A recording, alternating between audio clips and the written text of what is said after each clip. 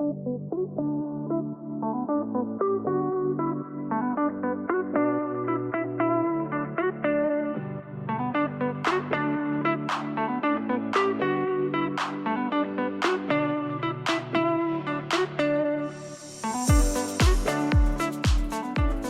full sermon at the 10:30, An abridged. Reader's Digest version. Is that what you feel like everyone likes the most? I actually got a comment I got a lot of comments like, "Oh, best sermon ever," For the short? Right, yeah. For the shortness. I also got, "I'm glad you did that instead of not preaching." So that was, Oh, okay. yeah. Yeah, no, that's good. Yeah. You go up there. I feel like if we're doing bluegrass, you're preaching some overalls. Yeah. And You have a little piece of hay in the side of your mouth that just moves up and down. And then when it's time to go, I say, "Get along, get." Yeah, that's right. That's your benediction. That's right. get on now. In the name of the Lord, get on. Get along, get. Get on out of here. That's right. Right now. Now we're getting to like Louisiana type of get on out of here now. And I feel like that's some of the best wisdom you can have. It's just like listen to someone who's up in the country and they're just, well, them mountains up there, they can't tell you all their secrets. Wow, that's inspiring. That's the best sermon I've ever heard. All right. Well, hey, everybody. Welcome to the Next Day podcast. The next day on your discipleship journey. I'm Chad. I'm Christy. And we are joined by Pat Sparks. Woo! It only takes a spark. To get the fire going. That's going to be the Pentecost. Sorry to get get ahead of your Pentecost sermon. There it is. Writes itself. No, but we're glad to have Pat here. But welcome to the Next Day podcast, where we're going to be talking about the sermon from the worship services you got to hear on Sunday. So if you were in the element, you got to hear Christy. Her voice was not. It was a little better. She was way better. Coughed a few times. Yeah, just a few. Then you got to hear Pat, as you heard him say, he got to do a full sermon at the 9 o'clock, which I think was which we'll have on the podcast. Correct. And then there was a smaller one at the 10:30 because it was the Bluegrass Mass. That's correct. Bluegrass Mass. And in fact, at the 10:30 when I said, if you want more, go to the 9 o'clock, because we did record it. That's yeah. right. Which whenever I was looking at that and trying to pull the audio from it, I was like, oh, all right. Y'all actually did that. So that's good. And Whitney did the West Campus? That's right. That's yeah. Question mark? Whitney? Because I was like, wait a minute. But Carl was there. But Carl was just like, Whitney let someone else do it. Whitney had a baptism over there. And so she was like, I'll just preach while I'm over here. And Carl was like, well, sure, come on. So... And I think that may be her last time to preach at West before she moves. I think you're right. If I'm incorrect, it's on me. there's- But I was thinking that's the situation. Yeah, with all these transitions happening, there's a lot of coordinating of where Pat's going to be preaching, where Whitney is. But then, right when you leave, Preston's coming in July, so that's Whitney's last month, but he has to make his rounds introducing himself while she's going out. It's just like, wait, what do we prioritize here? There's a lot. There's a lot. Yeah. And we'll get to it when we do, but July is just going to be all over the place with what the sermons are going to be about. And if you like receptions, This is the month for you. Yeah. If you like some good punch and some cookies and all that at church. And parties to celebrate 50 years of ministry. Wow. Ooh, Awesome. 50 years. So that is on the 20th, and then the 22nd is my last Sunday with a reception. July 13. July 13 is Preston's first Sunday with a reception, and then it is July the 27th, I think. Yeah, later in the month. It's 27th Whitney's, sounds right, And that will be her reception. So. Man. Yeah, there's a lot going on. And Preston is going to preach all of the services on Kingsland the first Sunday that he's here, which I'm trying to imagine how this is going to go. It'll be So he'll be doing the sermon at the concurrent 10:30 Yes. element and traditional. So what's going to be funny, we should definitely have a video or somehow get security footage of him running between the services. It's just like... I don't know how it's going to work out. So we'll have to, just reorder the worship a little bit for that day and all that. One will have music and liturgy early and the sermon, and the other will have music and liturgy of whatever sorts later and the sermon earlier. So I don't know if he's going to start in the element and then go over to traditional, or start in traditional and come over to the element. My personal take is contemporary can move stuff around easier and then also prolong if he's running late, right. To fill in. One more. Chad will let's just do be one like, more verse. Another poll question. Yeah, how about another question here? The church I was growing up at, for a while they had just one pastor, and they had the same kind of situation. And I was always blown away. Like, they just made it. They did this for a good while, where the pastor would just jump between the two services, and I was always like, "How can they do that?" Because in my head, I would attend one service. I'm like, "Well, this is how worship services are structured." Right. So when are they preaching over there? Like, what's going on? But they just they move the music in a different place. A good number of churches do that. I've done it before, and that's why we haven't done it here. It's a lot of. Talk about wear out your voice. You're preaching straight up, then you turn around and preach immediately, afterward. Pre-COVID, 3 services in a row, doing 3 sermons in a row at one venue. I did that for years. Yeah, but, that's a lot. But I will say, there's something about the intermission, in there, and you don't really get that when you're preaching 2 in one service hour. So. Well, we still have some time before all that, so we're getting way ahead of ourselves here. But Preston's got to work that out. Yeah, he's got. Yeah. But let's get to our icebreaker question. So, because we have we're in this series called Family Feud, and because we have an event coming up soon for Family Feud, what has been the biggest argument you've had in your family? No. Oh my gosh. No. What is your favorite game show? Like, what has always been your favorite game show? Like, whenever it's on, you always try to watch it. You've got to ask this Sunday as your poll question. I probably should. I'll narrow it down to some of the classics, I guess. But what has always been your favorite game shows to watch, or maybe you would love to be on sometime? I don't know. I want to say Jeopardy just so I can sound smart, but it's not because I can't answer many of those questions. Sometimes I'm amazed whenever there would be one category and it's like, oh, I know that. Like, so Chrissy, like there's something with gardening or something, you might be like, oh, and you're actually surprised when you get that $1,000 one. You're like, I know a lot about this. Yeah. Oh wow, I feel so smart. But then all the other categories, nothing. Just nothing. I would say this might show my age a little bit, but Wheel of Fortune. I can. Oh yeah. I like to try to guess the words once the letters pop up. I think if I were going to go and try to play one, that would be it, because there's just obviously luck and then a little skill to try to fill in the word. But. Sable is really good at it. And anytime we have it on, she will always get it way ahead of them on the contestants. But whenever I actually do sneak one in, and I'm like, oh, I'm so much smarter than you. And she's like, whatever. I think, Wheel of Fortune, I do like that one. I think Family Feud was one of my favorites, though, honestly. It's on all the time. Like I feel like they record like 50 episodes a day, and they just have like an endless supply of It was them. just, I don't know. There's something about it that was just kind of fun. It's like categories. I will say I like to watch that. You didn't ask this question, but I want to answer it anyway. The game show that I hate but can hardly ever miss it because it's like watching a wreck is The Wall. Oh.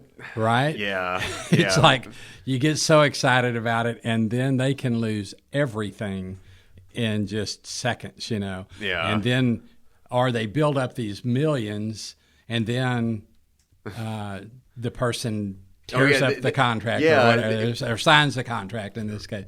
So they can have millions but only get 100,000, which I guess is nothing bad. But they have millions in store for them, except that the person, I guess in this case, signed the contract to take the money.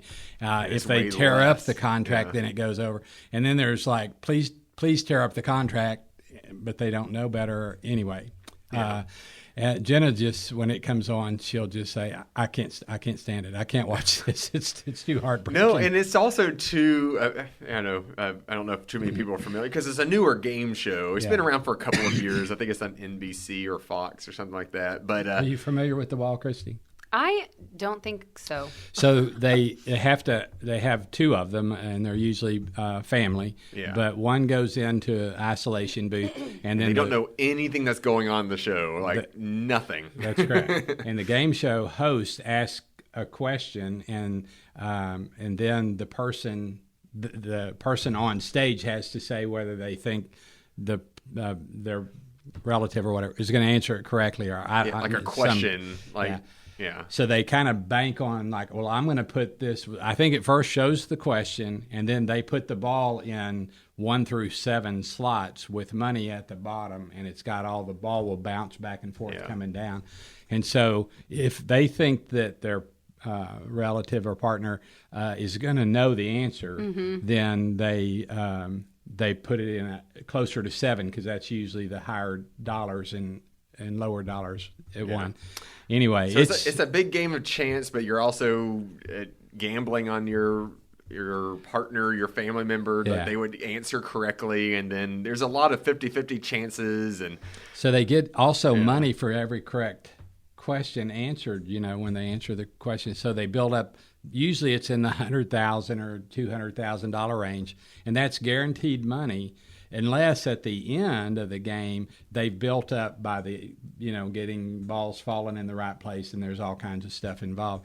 If that, sometimes I've seen it getting close to $2 million. Jeez. And so now it might be $2 million versus $100,000, but it all depends on whether the person in isolation who has no idea how many they got right or what's happening on the board or anything, they just either sign the contract, which means they're going to keep the money. It's what I remember, and the lower amount, like 100, or they tear it up and say we're going to take whatever which could be nothing. It could, and it is often nothing, because the last thing they do is drop 7 red balls, which means it takes away whatever it falls into, and so it's just heartbreaking, because they also build up the story by saying, here's their need, and here's what they're going to do with the money, and you get all at the very end. There's always tears.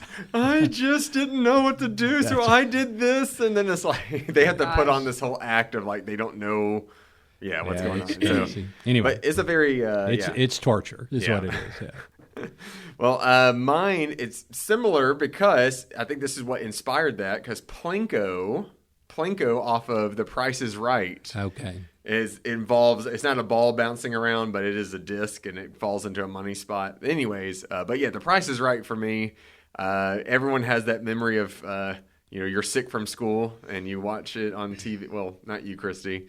Not me. No, I did. I had some channels. But I watched it all the time with Bob Barker, and then whenever that transition to Drew Carey, and I still watch it, and they've been having, I don't know, it's just always a fun thing to watch, because, really, like, the whole hour goes by really fast, because there's just so many things happening, and you have these different contestants, and you're yelling at them, and all this. So Who Wants to Be a Millionaire was also a good one. That was, and I remember I felt so smart when I got the $1 million question right, like the first time someone ever won $1 million on it, and I was like, I know that answer. I can't say why I knew it. I guessed it, and I was like, yeah, that's it. And it was like, I was right. I was like, I won $1 million, even though I would have lost every single question. My favorite episode of that, I think it was the first time anybody won $1 million, though. I was a young man, and he still had the lifeline to call a friend. Yes, he did. And so when they asked him the question, he said, I want to call a friend or whatever, and it was his father. And he called his dad, and as soon as his dad answers, he said, Dad, I just won $1 million. Yeah. He didn't ask him anything. He told him he was going to win the $1 million. And so he answered it himself. That would have been funny if he lost everything. I was like, oh, no. That's right. Oh, no, that would be heartbreaking. Anyway. Oh, that's cool. But hey, whatever your favorite game show is, we hope it's Family Feud. And if you don't really know much about Family Feud, just turn on any channel anywhere. You probably have it playing. But we'll have a special Church Family Feud night. It's going to be on May 29th on Thursday. And so, we'll share some more information about it. It's on our website. But it's kind of a way to end our Family Feud series. And we're just going to play a bunch of rounds of Family Feud. And you can win a car. No. But new Buick. Yeah.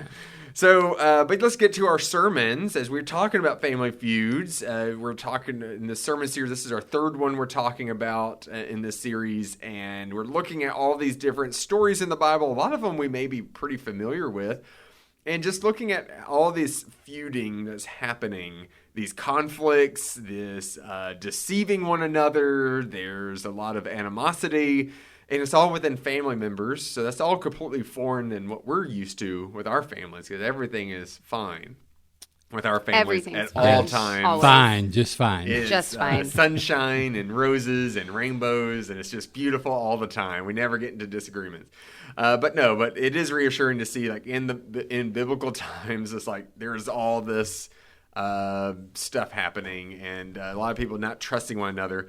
So the first week we talked about Joseph and his brothers, and then we have to take a rewind back to then see what we talked about last week, which was Jacob and Esau. Jacob was Joseph's dad. Right. So now there's a prequel, Joseph and Esau, or Jacob and Esau. And now we're going even further back to Jacob's grandfather. Yes. Right? And we're looking at Abraham and Sarah and the conflict between Sarah and Hagar. Which I will say, anytime I hear that name, I think of Hagar the Horrible. Anyone? Is that a cartoon? You know? A comic strip, Hagar the Horrible. Yeah. He hated his mother-in-law. And That's not anything to do with Family Feud, by the way. No. Mother-in-laws who are not liked. But anytime I'm seeing it, I always get this image of, Hagar the Horrible is in this. All right. We're talking about Sarah and Hagar, or at this time, Sarai. Is that how you pronounce it? Sarai and Hagar. And it's Abram, by the way, because neither one had their name changed yet. Yeah. So, and Christy, to introduce us to Abraham, we got to do the whole song. Like we did all of the raise your right. I was about to tell you, come on, let's do it all. And you're just everybody on your feet.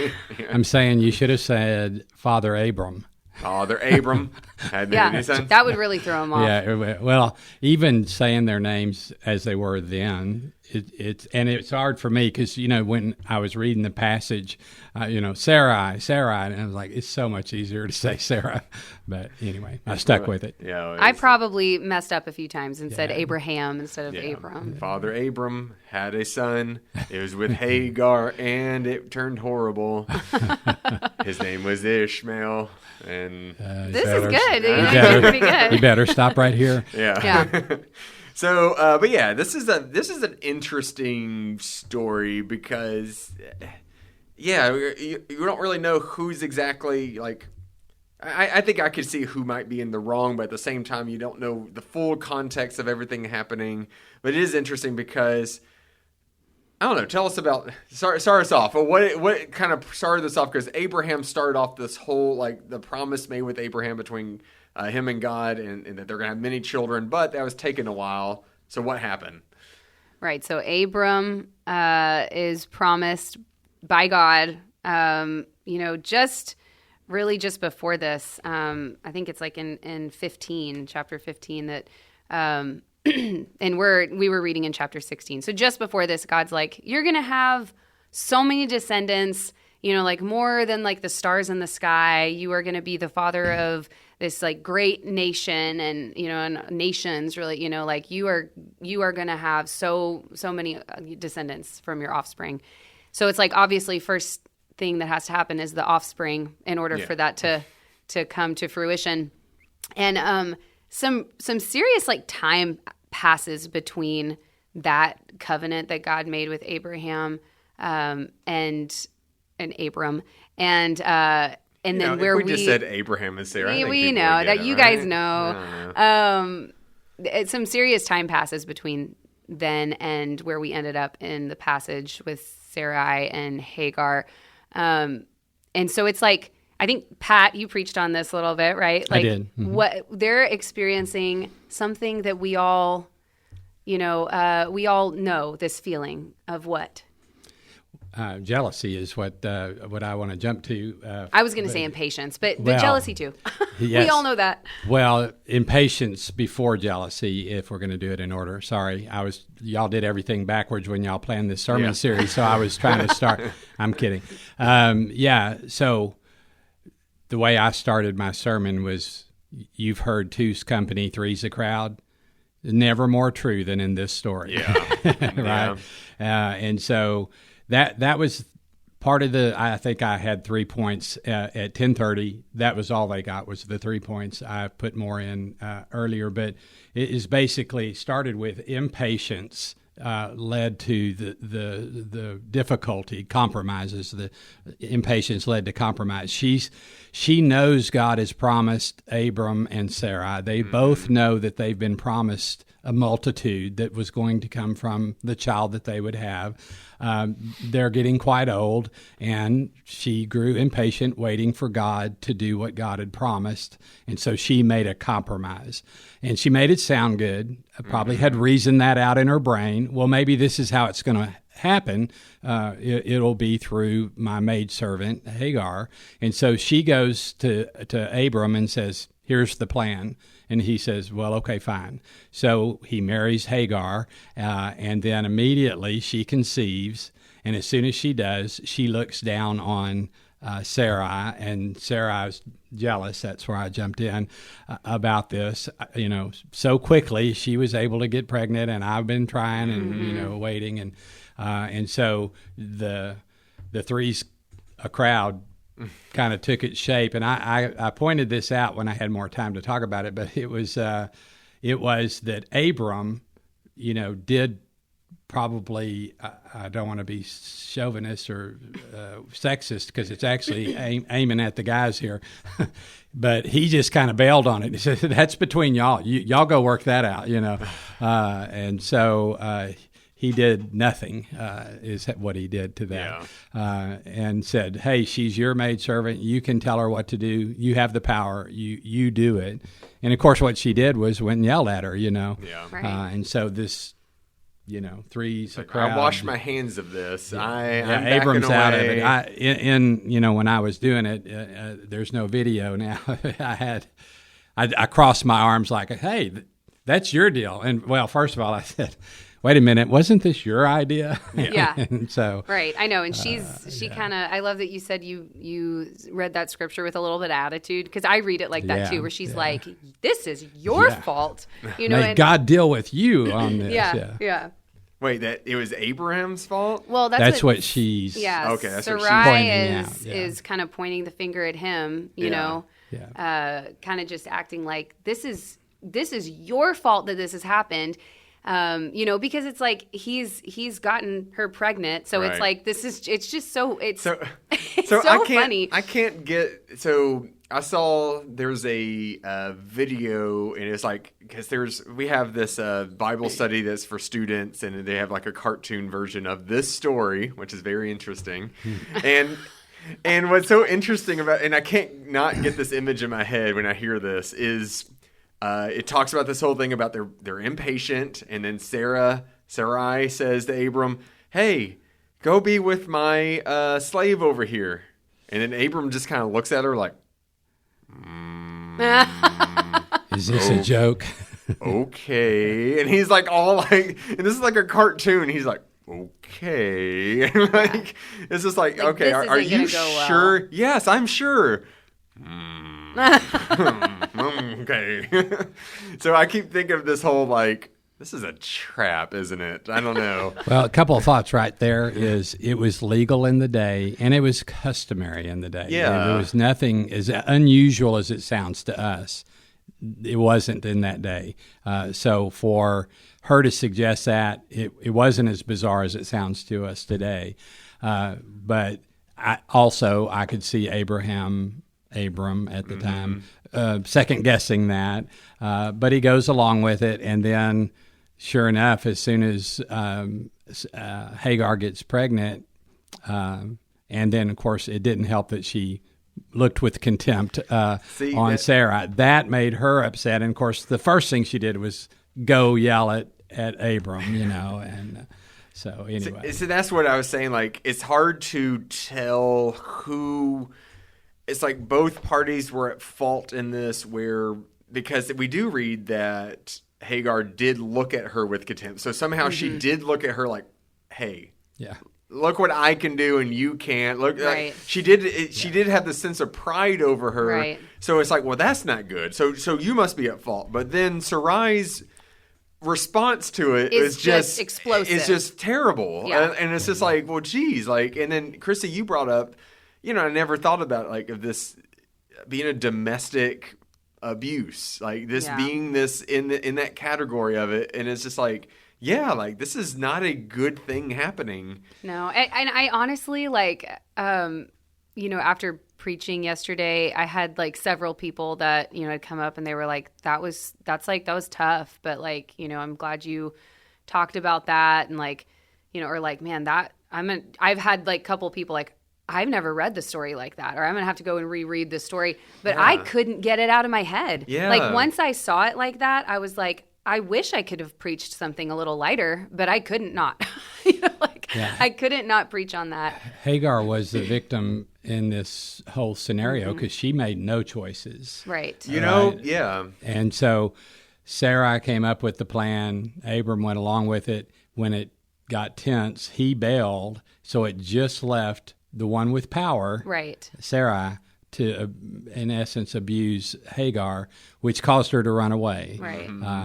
Which led to a pretty cool part of it was the first time an angel of the Lord appeared to human wasn't to Sarai, it wasn't to Abram. It was to Hagar. Yeah. It was to the one who had been overlooked, the one who had been abused, the one who was in the wilderness, literally, and the Lord came. The angel of the Lord came and spoke to her and made her a promise. Right. Go back. A multitude will happen, and so the whole scenario, we see Hagar the victim, and then again God offering grace to her, despite the fact she was really just the victim in this. He gave her comfort. The storyline was he saw her. He called her by name. Right. He made her a promise. Right. And so my points were God still sees us in our wilderness. God still calls us by name. He knows us, and He still gives us a new perspective and a promise if we'll follow His direction. So and Chrissy, you really stressed that part about calling her by her name because there's been several parts in the story where they just referred to her as Sarai's slave or Sarai's servant. And that was just kind of was her identity. It really sticks out, because it's the first thing, you see an angel of the Lord appeared. And in Scripture, this is a phrase that you'll see later on throughout Scripture, and this is what we recognize as like a theophany moment, like where God manifests physically to people. And but the angel of the Lord phrase is almost always attributed to Jesus, right? Like that this is Jesus before we see in the New Testament Jesus. But we know Jesus is present in this time too, right?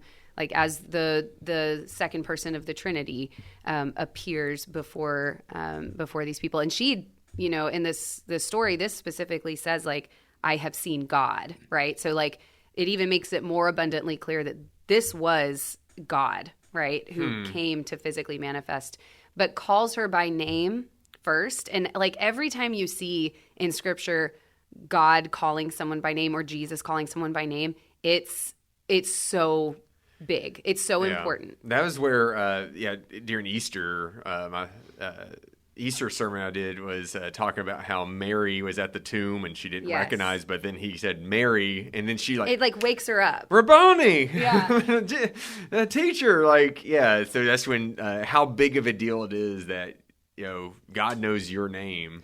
Well, when you talk about names, not to get too far from the subject of the message that we're talking about, but that's why Hebrew people would not call God by God's name, because the thought was if you call somebody by their name, you have some power over them.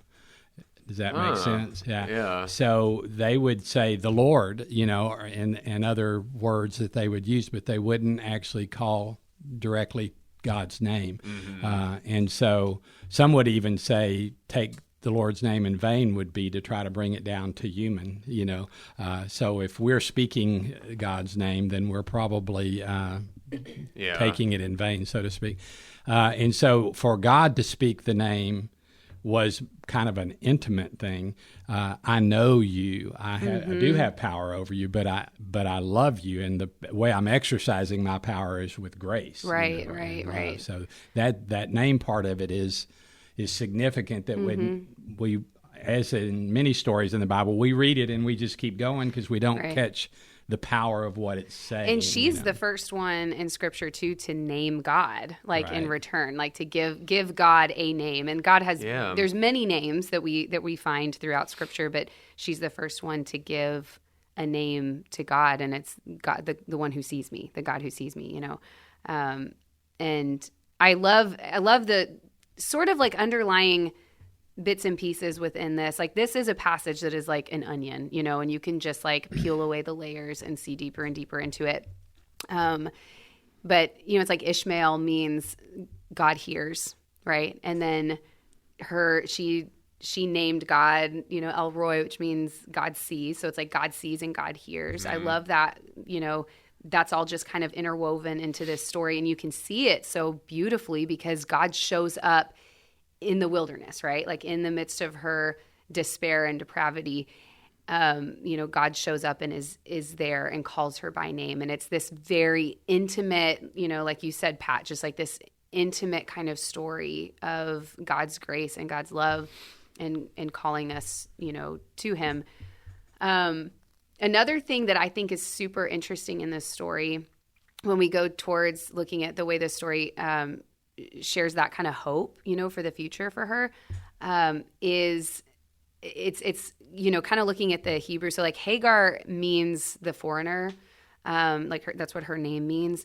And it's interesting just looking at kind of the overarching story. So when you back up to chapter 15 and the covenant that God is making with Abraham, and we see that God tells him towards the end of that, that time in chapter 15, that he's told Abraham, this, your people, this, your descendants, they're going to be oppressed. They're going to be slaves, they're going to serve, a powerful people that were going to overpower them, and kind of giving this forewarning of what is going to happen in Egypt.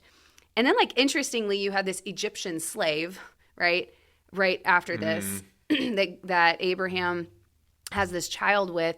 And then God tells her, the foreigner, because it says that the Israelites will be foreigners, right? That's kind of what is told to Abraham. They're going to be foreigners. They're going to be enslaved.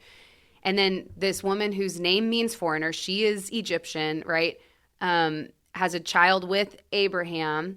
And in that, in the scripture we read yesterday where it says that he's going to be a wild ass of a man. Oh yeah, I forgot. Okay, so that's why that was my that's why I grabbed your Bible. Yeah. I stopped in verse 10 because I didn't want to say that part. I just said it. I went for it.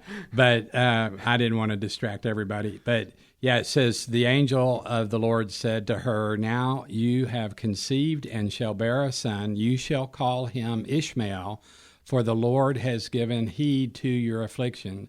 He shall be a wild ass of a man with his hand against everyone, and everyone's hand against him, and he shall live at odds with all his kin. Right. Which, interesting, none of us have probably said this. I didn't say it in my sermon, but Ishmael is how the Muslim family is traced. It's Islam, And of course, the Hebrew people and thus the Christian people. So when we trace both the Muslim history and the Christian Judeo-Christian history, they go back to Abraham. Which is it connects us so much, right? And so that prophecy is saying you're always going to fight against your it's Family Feud right there. It is very much Family Feud. Which, I mean, just this scenario just kind of brings up like questions of like, well, who was the firstborn? Well, was it Ishmael, or is it supposed to be through This Sarai? is what's interesting, is because like you see in these stories, like God's like almost always choosing the second born. Like it's this pattern Jacob, of this, right? You know, and obviously we're working backwards, but you continue to see that's sort of Joseph the way was that it way is. Younger, and but Joseph wasn't the lineage; it was Judah. Oh, okay. It was Judah, who is also, not the. I don't know of which wife. I haven't done that research. That's part of the confusion is which wife are you talking about? Yeah, because Joseph had many more than Abraham. Joseph had many wives. Many wives. but what I think is really interesting is this. We read this like wild ass of a man, and I just think like he's just going to be like a crazy guy. That's kind of how I feel like that's like the biggest compliment you could give somebody. Like any frat guy's like, that's what it seems like. But I think of John the Baptizer. Yeah. Well, and what's interesting is in Job, this phrase like wild ass comes up again, and it is actually referring to freedom. Like you will not be restrained. You will not be oppressed by people. Like you are going to be free. And so what this promise is like actually telling Hagar is like your lineage, the Ishmael and all of the descendants of you and from Ishmael are going to be a free people. They are not going to be enslaved. And that's so interesting in contrast to what was said to Abram by God. And then also the, connection too, where she's given a similar promise, right? Like she is told, by God, your descendants will outnumber the sands, right? Yeah. What's more, stars in the sky or sand, right? On the beach? It's incredible. So when we read that in our language today, wild ass of a man, we're thinking that's God saying he's going to be horrible. Yeah. But in truth, a wild donkey, like you're going to be free to go do your thing. Yeah. That's an interesting observation to it. But I didn't read it because I wouldn't be able to get past today's version of what that meant. I just read it, but I didn't go into any of this. And we had to put a censor. Yeah, it was a delay. But when we read this in Sunday school with our students, our NIV just said wild donkey. Yeah. Like it said that. Yeah. And so, but whenever we were talking about it, I was just like, what do y'all think other translations say? And then they just kind of like thought about it. They're like, oh, I'm like, wouldn't that be cool? Yeah. I also think I was joking this week about just kind of coming back to Abram's, part of this story, right? That he was so passive. I just want to like shake him in the story. I'm like, dude, it's not his fault, right? Like Sarai comes up with this, but he had the power. He had the authority to shut it down and say, no, like this, we are going to wait on the Lord. Like the Lord promised this to us and we are going to be faithful. And he was just like, whatever, and then like the way that Hagar is treated, like whatever. I mean, she's pregnant with your baby. Like, come on. I was just, it makes me so angry with him. And so I was like joking this week about like, it's funny that, and I'm not saying this with any sort of like scholarly opinion. It's just funny to me that the very next thing that happens after this story is that God decides that the sign of the covenant is going to be circumcision. And so I'm like, that'll teach him. Wow. All right. Well, let's move on to another subject. Did you notice that the Lord through the angel, spoke to Hagar and said, his name will be Ishmael. And then when the baby is born, Abram named him Ishmael, which means God must have spoke to Abram in there somewhere, or Hagar did. Yeah. but Abram came to be aware that was the name God wanted for that child, which I found to be significant to the story. I always thought he was born, he said, call me Ishmael. Yeah, he's like, that's my name. Yeah, you know what's interesting? There is actually, in some of my research that I've done, and I, again, like, this is not necessarily scholarly opinion on my, like, for my scholarly opinion, but others in the rabbinic tradition, the Jewish tradition will teach some rabbis have taught that Abraham has 3 wives ultimately, and it's Sarai or Sarah, Hagar, and then Keturah. And it's later on after Sarah dies, but we don't really hear about Hagar. She's just like, they're exiled. But there is some scholarly opinion that Keturah is Hagar, that like they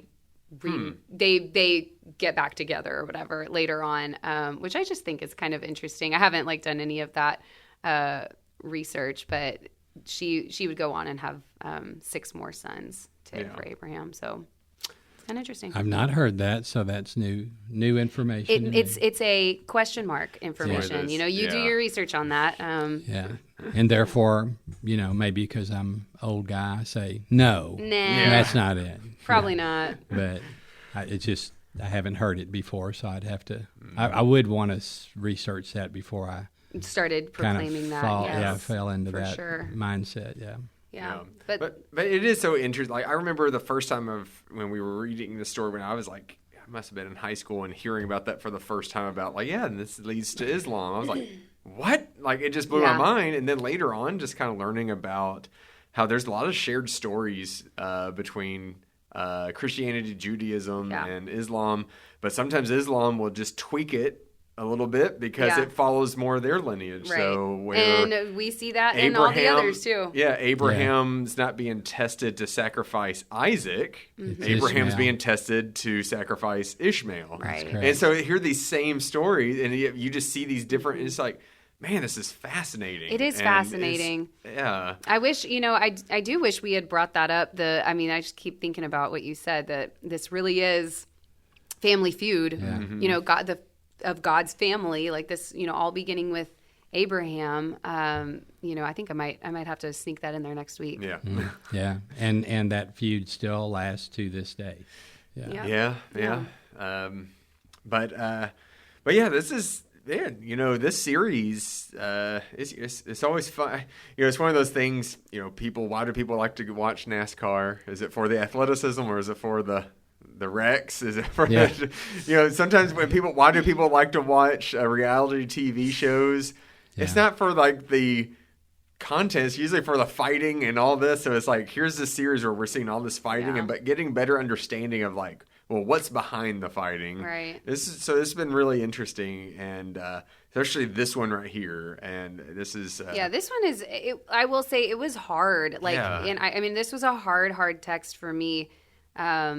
Because I was looking at it through this lens of abuse, and it's just like the thing that I have trouble reconciling, and I did my best, right, to be like, there's a reason. If I'm not understanding, it's not because like God was wrong, like, and this was played out in the wrong way. I mean, by God, like the people definitely, but not by God. But it's just my lack of understanding. It's not God, it's me. But just trying to. It's not you. Yeah, it's not you. It's me. And God's like, I know. It always is. I know. I know this. But like, just. It's me. I'm the problem.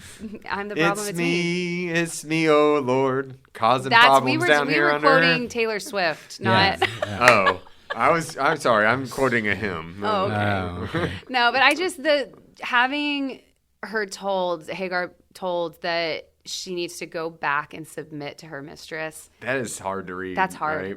I mean, that's really hard. And honestly, the best that I could interpret is that, this is some sort of like, just, because submit, the words that you read there, like it's the same word that's used, and I said this in the sermon, but it's the same word that's used to describe the way that Hagar looked down on Sarai, right? She was lowered in her eyes. And so the angel of the Lord is saying, lower yourself.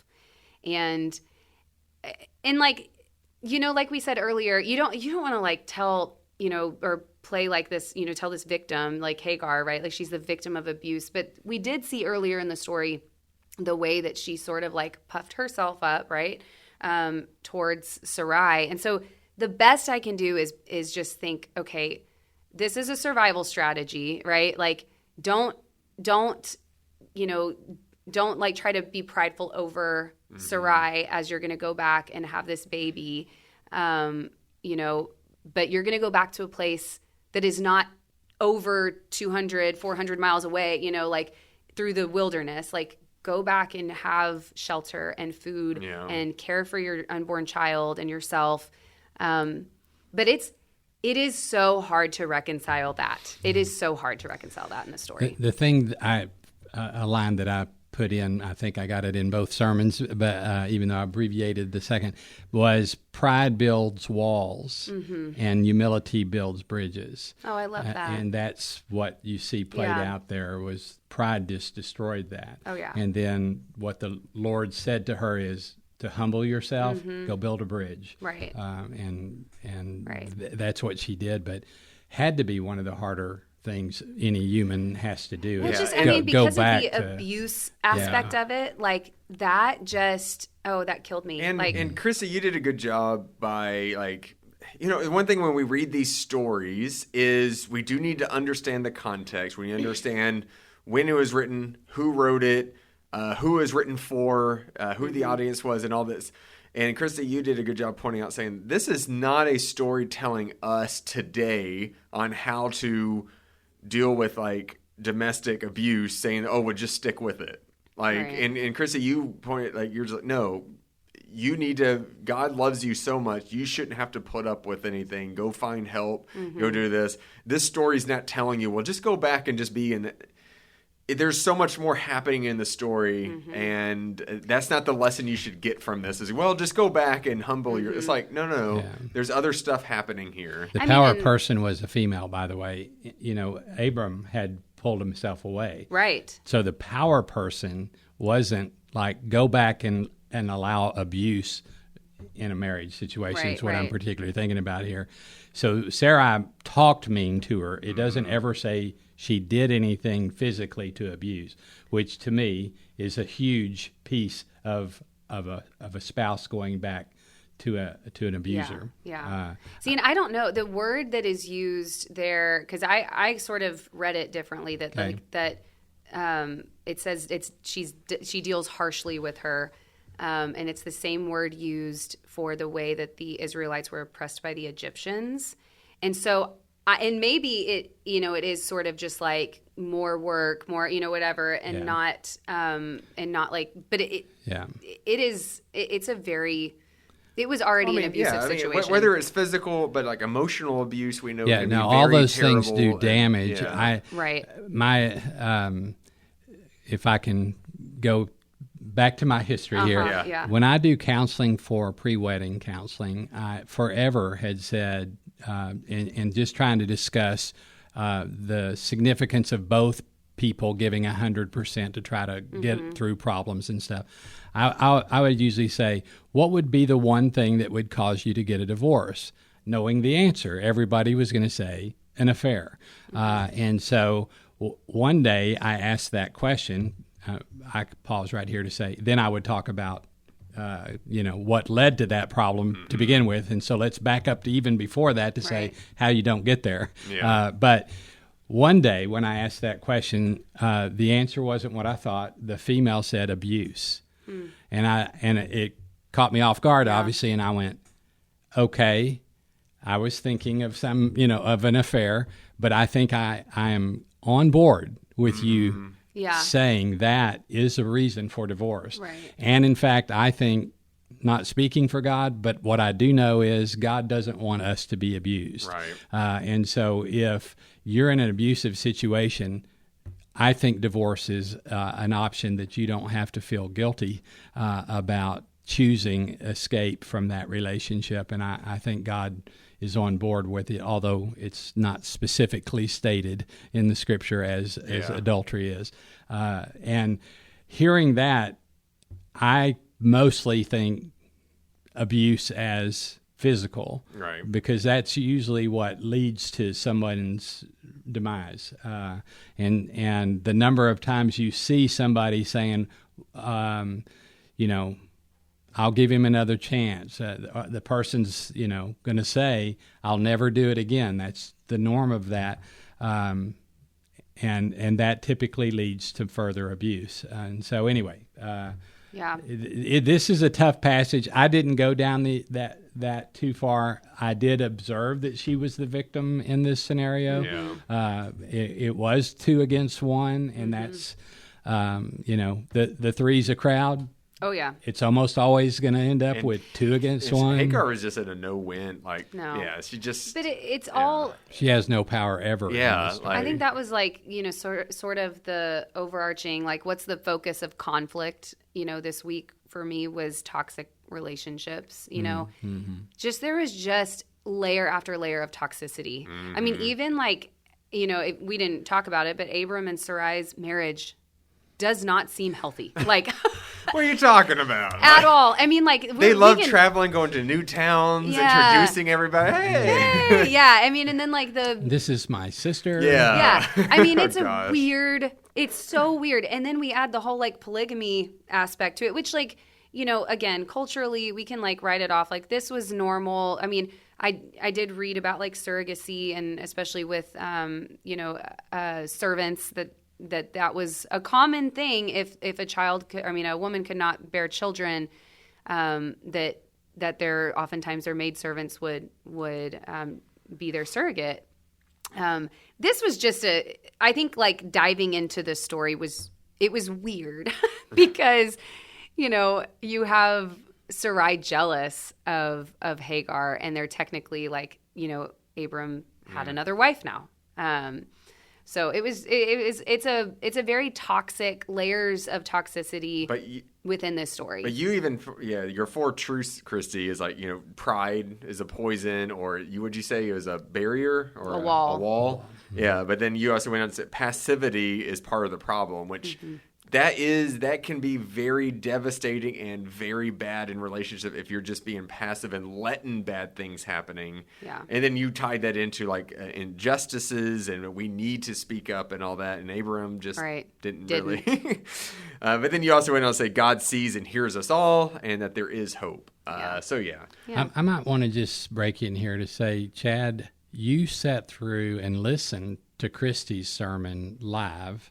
And you haven't had the chance to hear mine because I just observed you keep saying how good Christy's was. Oh, yes. Okay. And yours, I'm teasing. I have not heard yours yet, but I will. Yeah. I'm teasing. I guess I should before this, so then I can actually chime in. No, it's 2 against 1. I can see how this is going. No. Yeah, I'm the person with no power in the room. And oh, gosh. That sounds toxic. It does sound toxic. Yeah. Anyway, I want to say one more thing is when I got back from sabbatical and I looked at what we were doing, Family Feud, and that we were in essence going backwards in time. I was so grateful that this wasn't the passage for Mother's Day the week before. Oh, we organized that on purpose. Yeah. I could see myself saying, "So happy Mother's Day. Let's talk about, Oh my gosh. Let's talk about these 2 moms. Instead, we had to talk about a mom who had a favorite son. Oh yeah. Well, I did say we all have favorite. I did say sister wives on Mother's Day, Leah and Rachel. Yeah.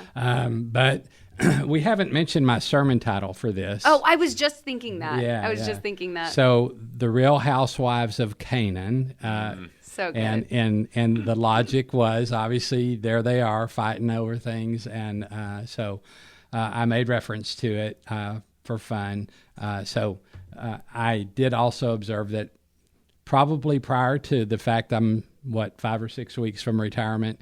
I probably would have thought of that and then threw it out. You're like, I don't why know. not? Sounds a little racy, but anyway, I did it. No, if we actually made like a sketch of like doing a Real Housewives, but someone's playing Hagar, someone's playing Sarai. Oh, Carl did. Well, he did a Family Feud. Yeah. Oh, okay. He had a Family Feud, and I showed the young version of Sarai, and I said, "Now I know y'all are being technical, and y'all probably observed that she's really 80 years old here, and doesn't look like that. But for my purpose, Real Housewives, it looks better if they look the same. Yeah, way. the rendering of her older was a little creepy. Yeah, it was.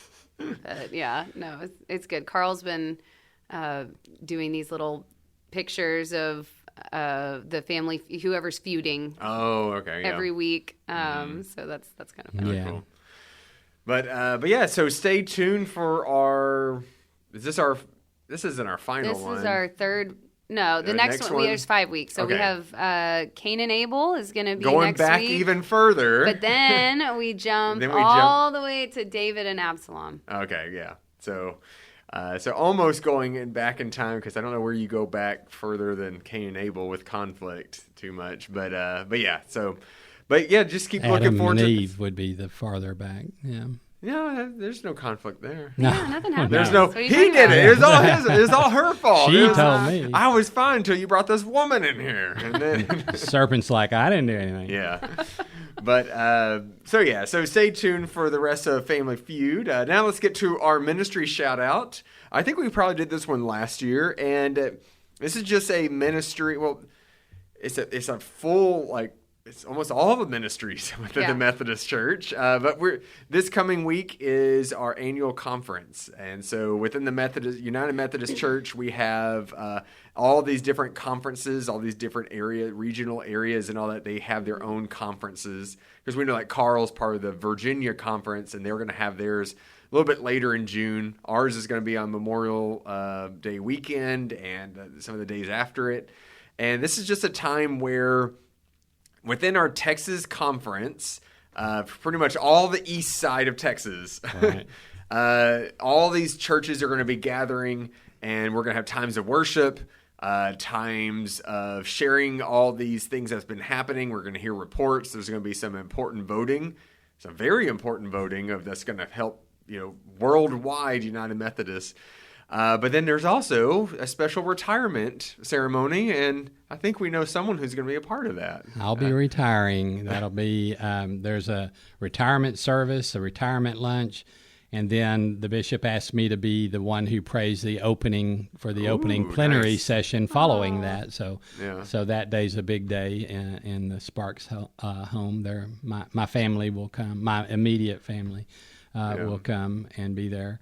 Lamar's off playing baseball. He won't be there, but Jenna and Jency will show up and be a part of that day. It'll be a big day. Nice. Yeah. And have you already recorded your video? I did. Yeah, they made me cry. I'm looking forward to that. That'll be awesome. They always do these little videos throughout conference, kind of introducing the pastors who are retiring and all this, and so I'm looking forward to that. But just all of conference is just a great family reunion, and just seeing people from other churches and all that. It's just always great. And didn't we say family reunion sometimes turns into Family Feud? Well, never at conference. Not at any. Okay, right. There's not anymore. It used to be every time we met. I've seen it. Things can get heated, but looking forward to that, and that's coming up this week. So be in prayer for just conference, for all the things, all the business that's happening. Be in prayer for the bishop and all her leadership with this. Be in prayer for all those who are being ordained and commissioned. I have a good friend of mine who's being ordained this year. And so, so there's just so much happening. And so I think there probably is a way you can watch online if you want, if you go to the Texas Annual Conference website, and I'm sure you could follow along. And so it's going to be a lot of fun. So pray for those coming in and those going out. Yes. That's right. Whatever's coming next. So, all right. Well, Pat, thank you so much again for joining us. And thank you. I think this was This is great. This is great. This is a great conversation. But we'll see y'all all next week on the Next Day podcast. See you next time. Bye-bye.